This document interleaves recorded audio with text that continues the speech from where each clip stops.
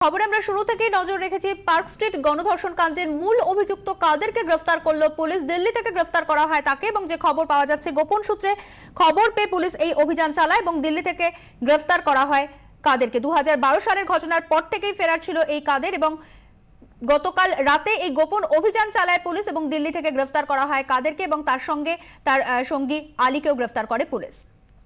Telephone আমাদের সঙ্গে রয়েছেন আমাদের প্রতিনিধি বিক্রম দাস। বিক্রম, যেরকম তুমি বলছিলে যে ইতিমধ্যে তাকে গ্রেফতার করা হচ্ছে, কিন্তু মূল প্রশ্ন হচ্ছে যে এতদিন সে কিভাবে কোথায় গা ঢাকা দিয়েছিল, কি জানা যাচ্ছে এখনো পর্যন্ত?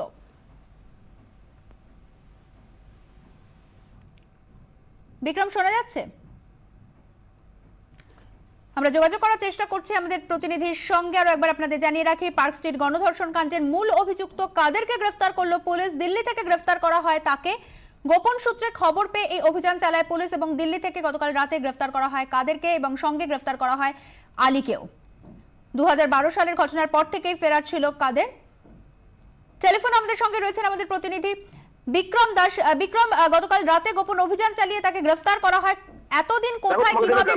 কলকাতা পুলিশের গোয়েন্দা বিভাগ এবং পার্ক স্ট্রিট থানা পুলিশ তারা কিন্তু কন্টিনিউয়াস ফলো রাখছিল যে কাদেরের যে পরিবারের মোবাইল ফোন নাম্বারগুলি, তার উপর কাদের যাদের ঘনিষ্ঠ, কাদের বন্ধু বান্ধব, কাদের যারা সঙ্গী, তাদের মোবাইলের উপর নজর রাখছিল এবং সেই ফোন ট্র্যাক করতে গিয়ে কিন্তু পুলিশ দেখতে পায় যে দিল্লির গাজিয়াবাদ থেকে সাম্প্রতিক অতীতে ঘন ঘন ফোন আসছে এবং ঘন ঘন সেক্ষেত্রে কমিউনিকেশন হচ্ছে এবং সেক্ষেত্রে একটা টাকা লেনদেনের ব্যাপারও কিন্তু পুলিশ জানতে পারে যে আর্থিক লেনদেন হচ্ছে।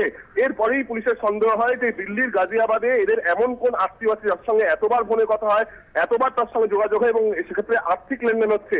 এরপরেই কিন্তু পুলিশ নড়ে চড়ে বসে এবং কলকাতা পুলিশের গোয়েন্দা বিভাগ এবং তার সঙ্গে সঙ্গে পার্ক স্ট্রিট থানার একটি দল, যৌথ দল, বিশেষ দল, তারা সেখানে যায়, অর্থাৎ দিল্লির গাজিয়াবাদে যায়। সেখানে গিয়ে একটি বাড়ির থেকে, তার এক ঘনিষ্ঠের বাড়ির থেকে, সেখান থেকে গ্রেফতার করা হয় কাদেরকে এবং কাদেরকে জিজ্ঞাসাবাদ করার পর কিন্তু তার সঙ্গে আলী, তাকেও গ্রেফতার করা হয়। তোমাকে জানিয়ে রাখবো যে পার্ক স্ট্রিট কাণ্ডে কিন্তু এর আগে 3 জনকে গ্রেফতার করা হয়েছিল, যার মধ্যে একজন এই কাদের খান, তার নিজের ভাই রয়েছে এবং তার সঙ্গে সঙ্গে আরো 2 জন রয়েছে। কিন্তু এই ঘটনায় আমরা জানি যে ট্রায়াল কমপ্লিট হয়ে গিয়েছে, বিচার প্রক্রিয়া শেষ হয়ে গেছে এবং সাজা ঘোষণা অবধি হয়ে গেছে এবং সেক্ষেত্রে সমস্ত অভিযুক্ত এই মুহূর্তে জেলে রয়েছে। সেক্ষেত্রে কিন্তু কাদের খানকে গ্রেফতার করা অত্যন্ত তাৎপর্যপূর্ণ, কারণ এই ঘটনা ঘটার পর দীর্ঘদিন মাঝে আজকে মূল অভিযুক্ত কাদের খান গ্রেফতার হলো এবং তার সঙ্গে সঙ্গে অপর যে অভিযুক্ত আলীও গ্রেফতার হলো এবং এই সব মিলিয়ে কিন্তু যাদের বিরুদ্ধে মূল অভিযোগ ছিল, তদন্ত যেটা উঠেছিল, যারা যারা ওই সময় ওই গাড়ির মধ্যে ছিল, সবাই কিন্তু গ্রেফতার হয়ে গেল। কিন্তু যেহেতু তার বিচার প্রক্রিয়া শেষ হয়ে গেছে, এই ঘটনায় সাজা ঘোষণা হয়ে গেছে, সেক্ষেত্রে কিন্তু কাদের খানকে ফের পুলিশকে আজকে ট্রানজিট রিমান্ডে নিতে হবে দিল্লি থেকে। সেখান থেকে তাকে নিয়ে আসা হবে কলকাতায় নিয়ে এসে কিন্তু তাকে জেল হেফাজতে পাঠানো হবে এবং এই ঘটনায় কাদের খান এবং তার সঙ্গে সঙ্গে যে অভিযুক্ত তাদের বিরুদ্ধে কিন্তু নতুন করে বিচার প্রক্রিয়া শুরু হবে এবং তারপরেই কিন্তু এই ঘটনায় সাজা ঘোষণা হতে পারে, এমনটাই মনে করা হচ্ছে। সেক্ষেত্রে পুলিশ যারা কাদের খান এবং তার সঙ্গে সঙ্গে এই আলী, এই দুজনকেই কিন্তু পুলিশ ট্র্যাক করছিল এবং পুলিশ মাঝখানে যেটা ছিল যে এই দুজনেই কিন্তু দেশের বাইরে চলে যেতে পারে, এমনটা জানা গেছে। কারণ পুলিশ কিন্তু এদের বিরুদ্ধে হুলিয়া জারি করেছিল, লুকআউট নোটিশ জারি করেছিল, এমনকি রেড কর্নার নোটিশ অব্দি জারি ছিল। সেক্ষেত্রে পুলিশ জানতে পারে যে এরা দিল্লিতে এদের মুভমেন্ট দেখা যাচ্ছে এবং সেই অনুযায়ী কিন্তু সেখানে পুলিশ হানা দেয় এবং তারপরে তাকে গ্রেফতার করা হয়। এই দুজনকে আজকেই দিল্লিতে সেখানকার স্থানীয় কোর্টে পুলিশ পেশ করবে। সেখানে তাকে ট্রানজিট রিমান্ডে নেবে পুলিশ এবং ট্রানজিট রিমান্ডে নেওয়ার পর তাকে পার্ক স্ট্রিট থানায় নিয়ে আসা হবে, তাকে লালবাজারে নিয়ে আসা হবে, এমনটা কিন্তু আমরা পুলিশ সূত্রে জানতে পারছি। বিক্রম, কারা তাদেরকে পালাতে সাহায্য করেছিল সেই বিষয়ে কি কোনো তথ্য উঠে আসছে? দেখো, এই বিষয়গুলোই কিন্তু খতিয়ে দেখা হচ্ছে যে কারা তাকে সহযোগিতা করেছিল। কারণ আমরা জানি যে পার্ক স্ট্রিট কাণ্ড ঘটে গিয়েছে, বহুদিন হয়েছে এবং তারপর দীর্ঘদিনের এই পলায়ন, সেই পলায়নে সে কোথায় কোথায় পালিয়ে গিয়েছিল, কারা কারা তাকে আস্তানা দিয়েছিল এবং তার সঙ্গে সঙ্গে কারা কারা তাকে সহযোগিতা করেছিল। তার আগে আপনাদের জানিয়ে রাখি, এই মুহূর্তে এক্সক্লুসিভলি 24 ঘন্টার পর্দায় যে ছবি আপনারা দেখতে পাচ্ছেন কাদের এবং আলীকে গতকাল রাতে যে দিল্লি থেকে গ্রেফতার করা হয়, সেই সময়ের ছবি যখন তাদের গ্রেফতার করা হয়। দেখতে পাচ্ছেন লাল টি শার্ট পরে রয়েছে কাদের। ঘটনার পর থেকে, অর্থাৎ 2012 সালের পর থেকে, এই ঘটনার পর থেকে সে ফেরার ছিল এবং তারপর গোপন সূত্রে খবর পেয়ে গতকাল দিল্লি থেকে গ্রেফতার করে পুলিশ তাকে এবং তার সঙ্গে গ্রেফতার করা হয় আলীকেও। বিক্রম, যে বিষয়টি তুমি জানাচ্ছিলে। দেখো, যেমন আমি জানাচ্ছিলাম যে এরপরেই কিন্তু কাদের এবং আলী তাদের গতিবিধি পুলিশ জানতে পারে, মনে করা হয় যে তারা রয়েছে এবং সেই অনুযায়ী পুলিশ সেখানে হানা দেয় এবং যেই বাড়ি থেকে তাকে গ্রেফতার করা হয়েছে সেই বাড়িও কিন্তু কাদের খানের পরিবারের যথেষ্ট ঘনিষ্ঠ এবং যেটা জানা যাচ্ছে যে খুব সম্প্রতি কিন্তু কাদের খান এবং আলী দিল্লিতে এসেছিল। তার আগে তারা বিভিন্ন জায়গায় ঘুরে কোথায় কোথায় তারা ঘুরে বেরিয়েছে সেই বিষয়গুলো এই মুহূর্তে খতিয়ে দেখা হচ্ছে। কারণ তোমাকে আমি যেমনটা জানাচ্ছিলাম, মাঝখানে কিন্তু কলকাতা পুলিশের গোয়েন্দা বিভাগ একাধিকবার কাদের এবং তার সঙ্গে সঙ্গে আলীর সন্ধানে বিভিন্ন জায়গায় হানা দিয়েছিল, ভিন রাজ্যে তারা হানা দিয়েছিল এবং তারা পৌঁছানোর আগেই জাস্ট আগের মুহূর্তে কিন্তু কাদের এবং তার সঙ্গে সঙ্গে আলী পালিয়ে গিয়েছিল বলে পুলিশ সূত্রের খবর। এরপর কিন্তু পুলিশরা মনে করে যে কাদের এবং আলী তারা দেশ ছেড়ে চলে গিয়েছে এবং এই কিন্তু একটা বিশ্বাস তৈরি হয়েছিল পুলিশের মনে যে তারা কিন্তু বাংলাদেশেও চলে গিয়ে থাকতে পারে, এমনটা মনে করা হচ্ছিল। কিন্তু অবশ্যই পুলিশ যেটা দেখতে পেল যে তার পরিবারের যে মোবাইল ফোনের কল রেকর্ড, তার পরিবারের মোবাইল ফোনের ট্র্যাক, সেই ট্র্যাক কিন্তু চেক করে পুলিশ জানতে পারলো যে দিল্লিতে ঘন তাদের যোগাযোগ হচ্ছে, ঘন ঘন তাদের সঙ্গে কথোপকথন হচ্ছে, ঘন ঘন তাদের সঙ্গে আর্থিক লেনদেন হচ্ছে। সেক্ষেত্রে কে এমন ব্যক্তি রয়েছে যার সঙ্গে এত তাদের সম্পর্ক, সেই খোঁজ নিতে গিয়ে কিন্তু পুলিশ জানতে পারে যে কাদের এবং তার সঙ্গে সঙ্গে আলী দিল্লিতে লুকিয়ে রয়েছে এবং সেই অনুযায়ী পুলিশ সেখানে হানা দেয় এবং হানা দেওয়ার পরে কিন্তু সেখান থেকে তাদেরকে গ্রেফতার করা হয়, আমরা এমনটাই জানতে পারছি। বিক্রম, কোন আদালতে তাদের পেশ করা হবে? দেখো কিছুক্ষণ বাদেই কিন্তু স্থানীয় আদালত সেখানে তাকে পেশ করা হবে। পুলিশ সেখানে তাকে ট্রানজিট রিমান্ডে নেওয়ার জন্য আবেদন জানাবে। যদি সেই ট্রানজিট রিমান্ড অনুমোদিত হয়, যদি সেখানে নির্দেশ পায় পুলিশ, তাহলে কিন্তু গাজিয়াবাদ থেকে দিল্লি থেকে কিন্তু আজকেই কাদের খানকে নিয়ে আসা হবে পার্কস্ট্রিট থানায়, অর্থাৎ পার্কস্ট্রিট থানায় তাকে নিয়ে এসে রাখা হবে। তারপর কিন্তু এখানকার যে আদালত, সেই এখানকার আদালতে ব্যাংশন আদালতে কিন্তু তাকে পেশ করা হবে, যেখানে এই মামলার বিচার প্রক্রিয়া চলছে। সেখানে তাকে পেশ করার পর পুলিশ কিন্তু তাকে জেল হেফাজতে নেওয়ার জন্য পাঠানোর জন্য আবেদন জানাবে। বিক্রম, আমাদের সঙ্গে থাকো, ফিরছি তোমার কাছে। টেলিফোন আমাদের সঙ্গে রয়েছেন আইনজীবী জয়ন্ত নারায়ণ চক্রবর্তী। স্বাগত জানাই আপনাকে 24 ঘন্টায়। মাফ করবেন, জয়ন্ত নারায়ণ চট্টোপাধ্যায়।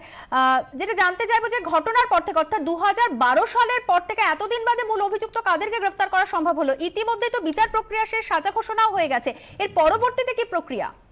না, এই যে ঘটনাটার কথা আপনারা বলছেন, এইরকম ঘটনা আগেও ঘটেছে।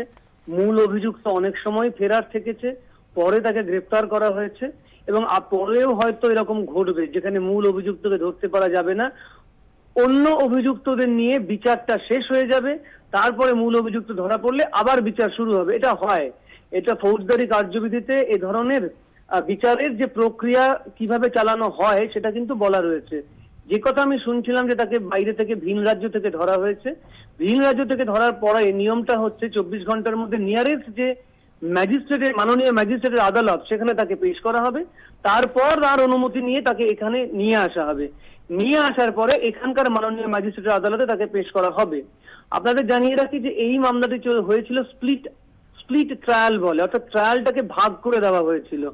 মূল অভিযুক্তরা যেহেতু ধরা পড়েনি, অবশ্য এখানে আমি আরেকটা কথা বলতে চাইবো যে এই ধরনের গণধর্ষণের মামলায় মূল অভিযুক্ত বলে কিছু হয় না, সবাই সমানভাবে সমদোষে দুষ্ট হন। যাই হোক, তো এখানে কাদের এবং আলীর কথা বলছিলাম যে তাদের ছাড়া কিন্তু বিচারটা সম্পূর্ণ হয়েছে। এবারে আবার বিচার শুরু হবে কাদের এবং আলীকে নিয়ে।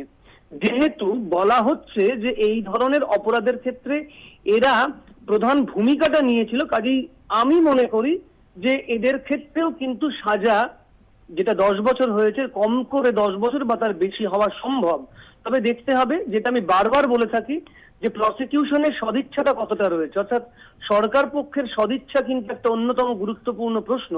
যদিও এটা মানতেই হবে যে সদিচ্ছা না থাকলে এতদিন বাদে মূল অভিযুক্ত বা গ্যাং রেপের মামলায় সমদোষে দুষ্ট আরো দুজন অভিযুক্ত ধরা পড়তেন না। নিঃসন্দেহে তারিফযোগ্য।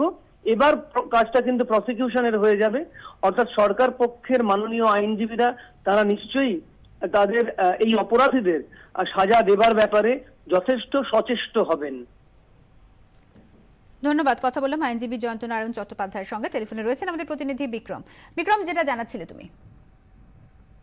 তোমাকে আমি যেমনটা জানাচ্ছিলাম যে এই ঘটনায় কিন্তু পুলিশ মোবাইল ফোনের উপরে নজর রাখছিল, অর্থাৎ যারা কাদের পরিবারের সদস্য তাদের কিন্তু মোবাইল ফোনের উপরে নজর রাখছিল এবং নজর রাখার পরই পুলিশ জানতে পারে যে দিল্লিতে তাদের মুভমেন্ট দেখা যায়। সেই মুভমেন্ট অনুযায়ী পুলিশ সেখানে একটি বিশেষ দল পাঠায়, সেই বিশেষ দলের হাতেই কিন্তু কাদের খান ধরা পড়ে এবং তার সঙ্গে সঙ্গে আলীও ধরা পড়ে। অত্যন্ত গুরুত্বপূর্ণ হলো এই বিষয়টি, ইতিমধ্যেই কিন্তু আমরা জানি যে ভিকটিম লেডি সে মারা গিয়েছেন, তার পাশাপাশি কিন্তু এই ঘটনায় ট্রায়ালও সম্পন্ন হয়ে গেছে এবং সাজা ঘোষণাও হয়ে গেছে। কাদের খানের নিজের ভাই কিন্তু এই মুহূর্তে জেলে রয়েছেন এবং তার সঙ্গে আরো 2 অন্য অভিযুক্ত জেলে রয়েছে।